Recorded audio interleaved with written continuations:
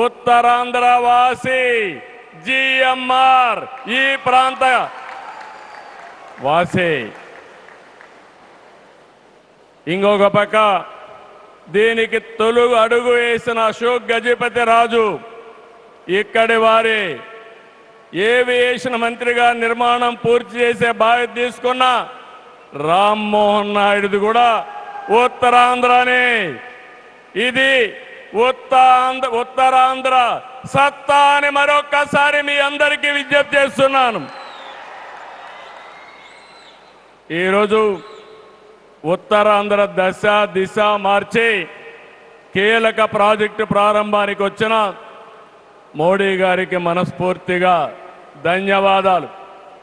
ఈరోజు మనందరం గుర్తుపెట్టుకోవాలి, వెంటిలేటర్ పైనున్న ఆంధ్రప్రదేశ్కి ఆక్సిజన్ ఇచ్చి ఈరోజు నిలబెట్టిన వ్యక్తి నరేంద్ర మోడీ గారు.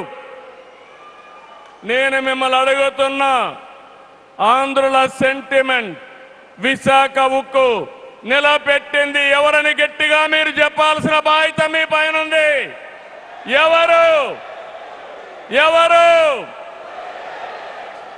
విశాఖ రైల్వే జోన్ మంజూరు చేసి విభజన హామీని నెరవేర్చింది ఎవరు? పోలవరానికి సాయం చేసి గాడిన పెట్టింది ఎవరు? రాజధానికి నిధులిచ్చి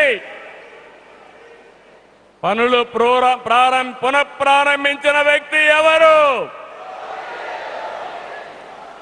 2027 భోగాపురంలో చెప్తున్నాను, పోలవరాన్ని పూర్తి చేసి మన ప్రధాని చేతుల మీద జాతికి అంకితం చేస్తామని హామీ ఇస్తున్నాం. 2028 అమరావతి మొదటి దశ పనులన్నీ పూర్తి చేసి మన ప్రధానమంత్రి నరేంద్ర మోడీ గారి చేతుల మీదుగా ప్రారంభిస్తామని మీ అందరికీ హామీ ఇస్తున్నాను. దీనికి మనందరం థ్యాంక్స్ చెప్పాలనా లేదా అని అడుగుతున్నా. చెప్పాలనా లేదా అని అడుగుతున్నా. థ్యాంక్ యూ, ధన్యవాదాలు.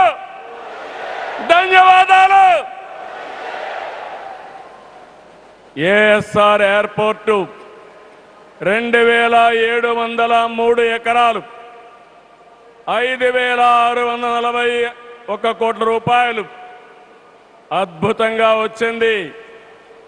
ఎయిర్పోర్టుని ఫ్లయింగ్ ఫిష్ ఆకారం నిర్మించారు. మన తీర ప్రాంతాన్ని ఇది గుర్తు చేస్తుంది.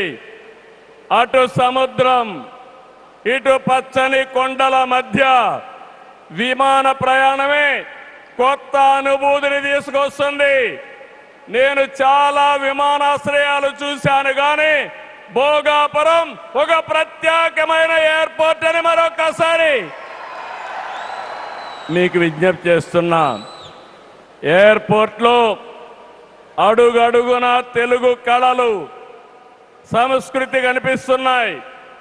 తెలుగు ముగ్గులు, ఏటి కొప్పాక బొమ్మలు, కూచిపూడి నృత్యం, తోలు బొమ్మలాట, బొబ్బలి వీణ, నాదస్వరం, లేపాక్ష నంది వంటివి ప్రతిబింబించేలాగా తీర్చిదిద్దారు.